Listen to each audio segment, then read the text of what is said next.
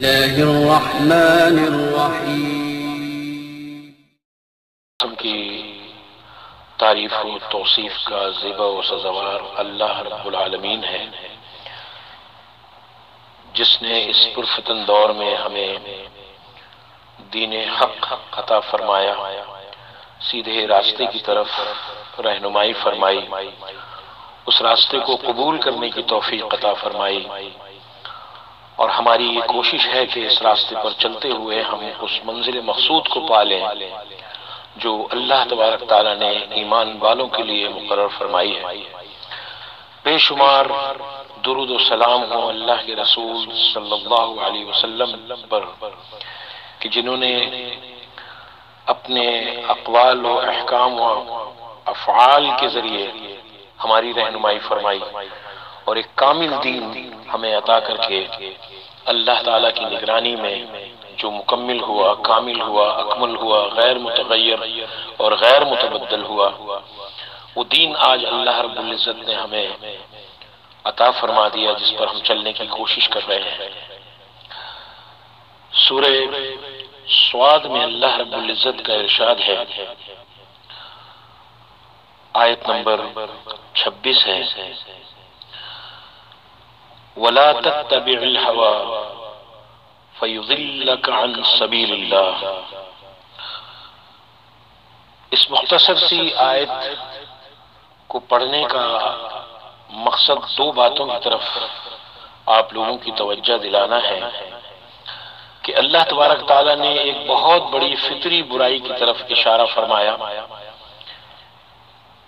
کہ اپنی خواہشات کی پیروی نہ کرو، اگر تم ایسا کرو گے تو تمہیں یہ اللہ کے سیدھے راستے سے جدا کر دے گا، بھٹکا دے گا، گمراہ کر دے گا۔ یعنی یہ صفت جو ہے ہر انسان میں موجود ہے، لیکن اس کو ہم نے اللہ تعالیٰ کے تابع کر کے اپنی زندگی گزارنی ہے۔ اس آیت میں دوسری جو غور طلب بات ہے کہ اللہ رب العزت نے ارشاد فرمایا کہ فَيُضِلَّكَ عَنْ سَبِيلِ اللَّهِ۔ آپ اچھی طرح جانتے ہیں، جماعت المسلمین کے ارکان اکثر و بیشتر یہ حدیث سنتے رہتے ہیں، دارمی میں بھی ہے، روا احمد میں بھی ہے، نسائی میں بھی ہے، اس کی اسناد بھی درست ہیں، صحیح ہے، اور اس کے راوی بڑے جلیل القدر صحابی عبداللہ بن مسعود رضی اللہ عنہ ہیں۔ انہوں نے فرمایا کہ اللہ کے رسول صلی اللہ علیہ وسلم نے ایک خط کھینچا، گویا صراط مستقیم کی طرح ایک سیدھا خط کھینچا، اور اس کے بعد کچھ الٹی اور کچھ سیدھی طرف بھی خطوط کھینچے، اور اس پہلے خط کے متعلق فرمایا کہ یہ ہے سبیل اللہ، یہ ہے اللہ تعالیٰ کا راستہ، اور جو دائیں بائیں خطوط کھینچے ان کو اللہ کے رسول صلی اللہ علیہ وسلم نے شیطانی راستے قرار دیے۔ تو گویا جو اتباع کے لیے ہمارے لیے اللہ کے رسول صلی اللہ علیہ وسلم نے منتخب فرمایا وہ سیدھا راستہ اللہ کا سیدھا راستہ ہے۔ ایک جیومیٹری کا عام سا طالب علم اس بات کو اچھی طرح جانتا ہے کہ ایک خط مستقیم دو جگہ سے کبھی بھی تقسیم نہیں ہو سکتا، جیسے ہی اس کو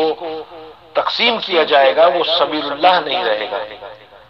تو معلوم ہوا کہ اللہ کے سیدھے راستے پر چلنا ایک مسلم کی ذمہ داری ہے،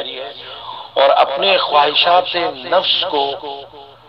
اللہ کے دین کے تابع رکھتے ہوئے اللہ اور اس کے رسول صلی اللہ علیہ وسلم کے احکام کے مطابق رکھتے ہوئے زندگی گزارنی ہے۔ ایک اور آیت اللہ رب العزت نے اس سلسلے میں ارشاد فرمائی ہے جو بہت ہی زیادہ غور طلب ہے۔ اللہ تبارک تعالیٰ ارشاد فرماتا ہے سورہ جاسیہ میں 23 نمبر آیت ہے، أَفَرَأَيْتَ مَنِ اتَّخَذَ إِلَٰهَهُ هَوَاهُ وَأَضَلَّهُ اللَّهُ عَلَىٰ عِلْمٍ وَخَتَمَ عَلَىٰ سَمْعِهِمْ وَقَلْبِهِمْ۔ اس میں اللہ تبارک تعالیٰ نے ارشاد فرمایا، اے رسول صلی اللہ علیہ وسلم،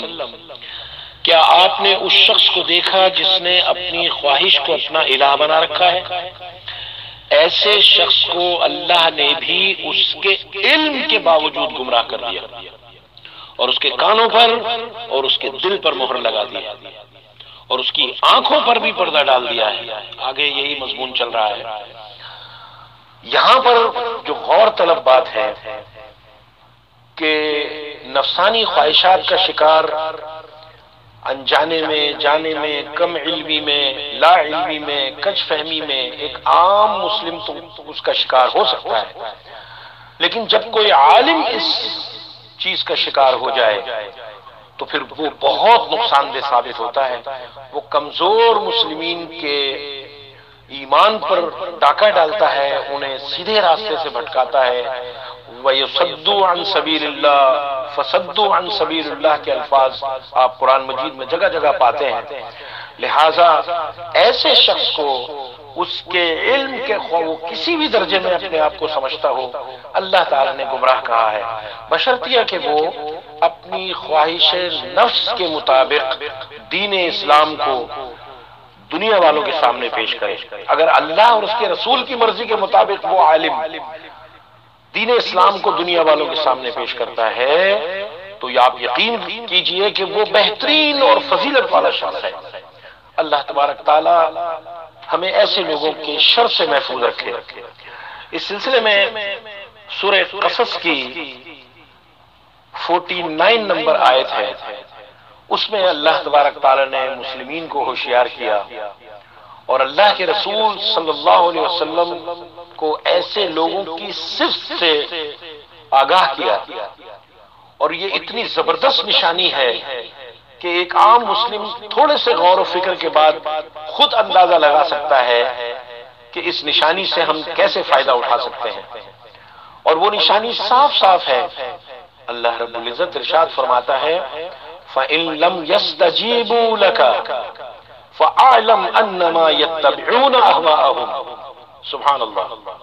ذرا تصور کیجئے کہ کتنی عظیم اور کتنی کلیئر، کتنی صاف اور کتنی واضح باتیں اللہ رب العزت نے جماعت المسلمین کے پلیٹ فارم سے خالص دین اسلام کی روشنی میں ہمیں عطا فرمائی ہے۔ اللہ رب العزت ارشاد فرماتا ہے کہ اے رسول صلی اللہ علیہ وسلم، جو لوگ آپ کی بات کو نہیں مانتے، اب یہاں پر اللہ کے رسول صلی اللہ علیہ وسلم کی احادیث کو، افعال کو، اقوال کو، اعمال کو اپنی مرضی کے مطابق، اپنی خواہش نفس کے مطابق امت کے سامنے پیش کرتے ہیں، تو پھر ایسے لوگوں کی طرف نشاندہی فرماتے ہوئے اللہ رب العزت نے ارشاد فرمایا فَإِن لَمْ يَسْتَجِيبُوا لَكَ فَأَعْلَمْ أَنَّمَا يَتَّبِعُونَ أَهْوَاءَهُمْ،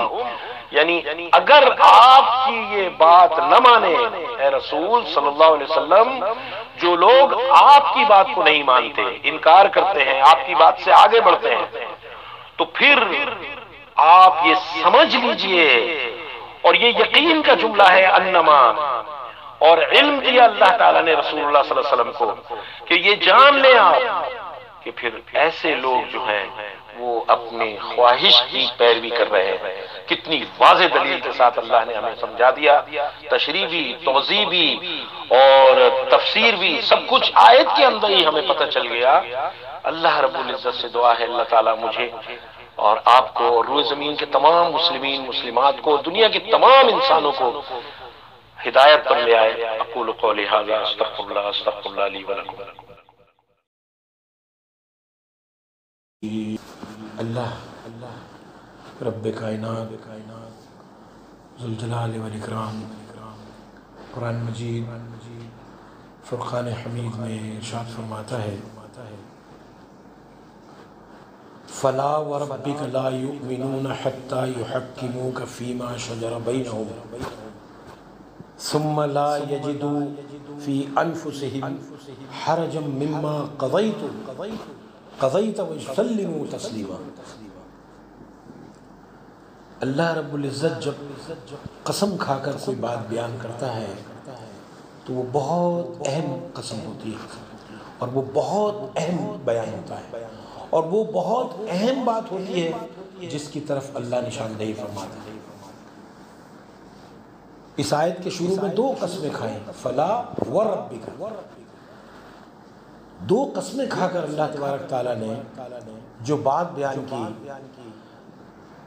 کہ اے رسول صلی اللہ علیہ وسلم، آپ کے رب کی قسم وہ مومن ہو نہیں سکتا جو اپنے معاملات میں یا کسی بھی معاملات میں آپ کو حکم نہ بنائے، اور پھر جو فیصلہ آپ کریں اس کو بلا چون و چرا برضا و رغبت دل کے ساتھ قبول نہ کریں۔ دیکھ رہے ہیں رسول اللہ صلی اللہ علیہ وسلم کے فیصلے کو تسلیم کرنا ایمان کی نشانی ہے، اور اس کو نہ ماننا صریح گمراہی۔ یہ جو رسول اللہ صلی اللہ علیہ وسلم کے فیصلے ہوتے تھے صحابہ اکرام رضوان اللہ علیہم اجمعین کے دور میں، جب رسول اللہ صلی اللہ علیہ وسلم کوئی فیصلہ کیا کرتے تھے تو کثرت کے ساتھ صحابہ اکرام ان فیصلوں پر سر جھکا لیا کرتے تھے، لیکن بعض موقع ایسے بھی آتے تھے کہ انتہائی ادب اور تمیز اور احترام کے ساتھ وہ اپنی رائے پیش کر دیا کرتے تھے فیصلہ کرنے سے پہلے۔ اللہ کے رسول صحیح بخاری صحیح مسلم میں ہے، جب رومیوں پر لشکر کشی کے لیے حضرت اسامہ بن زید رضی اللہ عنہ کو امیر لشکر مقرر کیا تو لوگوں نے اعتراض کیا۔ کس بات پر؟ کہ وہ غلام ہیں، غلام کے بیٹے ہیں، آپ ہم پر ایک غلام کو امیر بنائیں۔ رسول اللہ صلی اللہ علیہ وسلم نے ان کے اعتراض کی کوئی پرواہ نہیں کی، بلکہ آپ نے فرمایا وہ تمہارے سوالے لوگوں میں سے ہے، اور میں تمہیں ان سے نیکی اور حسن سلوک کا حکم دیتا ہوں۔ جب یہ فیصلہ کر دیا، امیر مقرر کر دیا،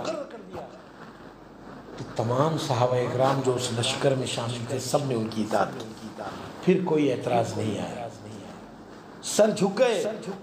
سر تسلیم خم کر دیا رسول اللہ صلی اللہ علیہ وسلم کے فیصلوں کے مطابق۔ یہی رسول اللہ صلی اللہ علیہ وسلم کے جو فیصلے ہیں، انہی فیصلوں کی بنیاد پر اس جماعت المسلمین کا احیا کیا گیا۔ ہر فیصلہ رسول اللہ صلی اللہ علیہ وسلم کا جماعت المسلمین مانتی ہے، اس پر عمل کرتی ہے، کوشش کر رہی ہے کہ یہ پوری دنیا میں یہ اسلام نافذ ہو جائے جو اوپر سے نازل ہوا ہے۔ بعض فیصلوں پر اعتراضات ہوتے ہیں، لیکن جب رسول اللہ صلی اللہ علیہ وسلم فیصلہ کر دیں تو ایمان کی وہ جو بلندی تھی وہاں پر، اس میں وہ سر تسلیم خم کر لیا کرتے۔ جب صحیح بخاری میں ہی ہے، صحیح مسلم میں بھی ہے، بلکہ صحیح مسلم میں ہے یہ پورا واقعہ، بڑا غور طلب واقعہ ہے کہ جماعت المسلمین جس حدیث کو پیش کرتی ہے اور اس حدیث پر ایمان ہے ہمارا، بلکہ وہ ہمارے لیے جماعت المسلمین میں رہنے کی بنیادی وجہ ہے، لیکن جب وہ حدیث جماعت المسلمین پیش کرتی ہے تو اعتراضات کی بھرمار ہے، مختلف رائے، فتوے، قیاس، اجتہادات اور اس کی من مانی تعویلیں، من مانی ترجمے، من مانی مفہوم امت کو گمراہ کرنے کے لیے پیش کیا جاتا ہے۔ لیکن یہاں دیکھیے اعتراض امیر جماعت المسلمین، علماء جماعت المسلمین پر نہیں ہے، یہ لوگوں کو اللہ سے ڈر نہیں لگتا، اور ڈر جانا چاہیے اللہ تعالیٰ سے۔ عمر رضی اللہ عنہ حضرت عبداللہ بن موتی کے پاس گئے، جب پہنچے تو انہوں نے ان کا اکرام کیا، ان کی عزت کی، وہ بڑے جلیل القدر صحابی ہیں، خلیفہ راشد دوم کے وہ بیٹے ہیں، بڑے فہیم، بہت مضبوطی کے ساتھ اسلام پر جمع ہوئے، بڑے بہترین مسائل بتانے والے، بڑے جری، بڑے بہادر۔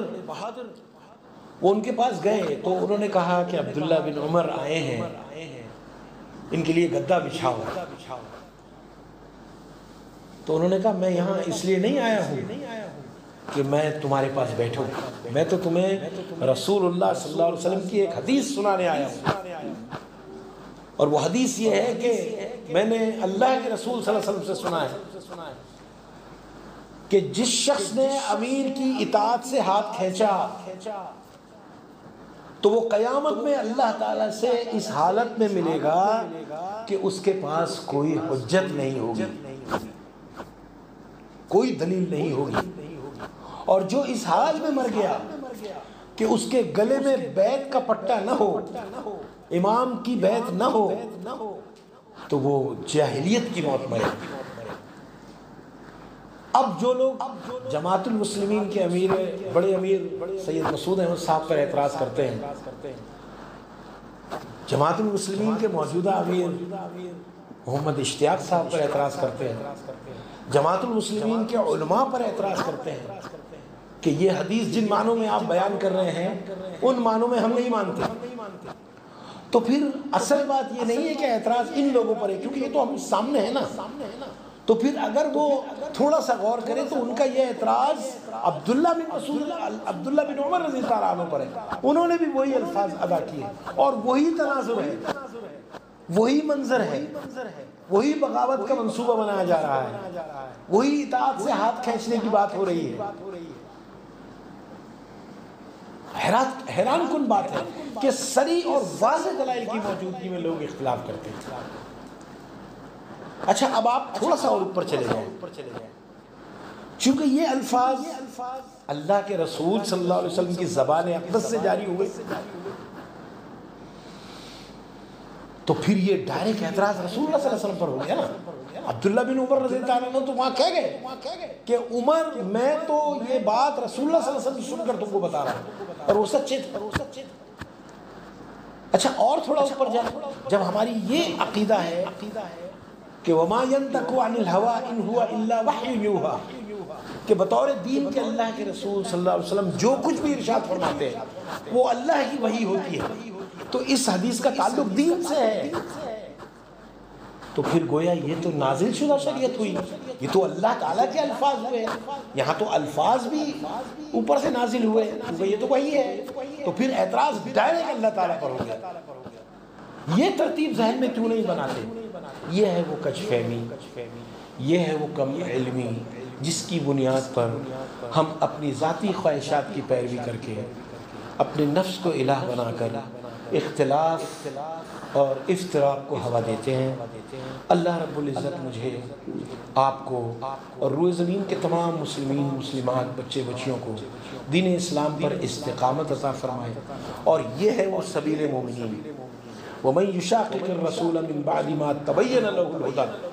وَيَتَّبِعْ غَيْرَ سَبِيلِ الْمُؤْمِنِينَ نُوَلِّهِ مَا تَوَلَّىٰ وَنُصْلِهِ جَهَنَّمَ وَسَاءَتْ مَصِيرًا۔ یہاں اس آیت میں اس بات پر یقین رکھیے، غور کیجئے، بعض لوگ اس آیت میں ایک چھوٹی سی بات نہیں سمجھ پاتے کہ لوگ سمجھتے ہیں مومنین کی پیروی کرنی ہے، ہم نے سابقہ مومنین کی پیروی کرنی ہے، اقوال الرجال کی بھرمار ہو جاتی ہے اور ان کے فتووں پر عمل شروع ہو جاتا ہے۔ یہاں مومنین کی پیروی نہیں ہے، یہاں مومنین کے راستے کی پیروی ہے۔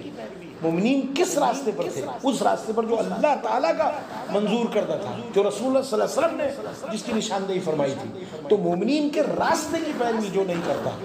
تو پھر اللہ تعالیٰ اس کو وہیں جانے دیتا ہے جہاں وہ جا رہا ہوتا ہے، اور پھر اللہ نے فائنل کر دیا کہ ہم اسے جہنم میں داخل کر دیں گے، جو بہت برا ٹھکانہ ہے۔ اللہ تعالیٰ مسلمین کو اس جہنم سے محفوظ رکھے۔ اللہ رب العزت ہماری مغفرت فرمائے۔ اقول قولی ھذا استغفر اللہ لي ولکم۔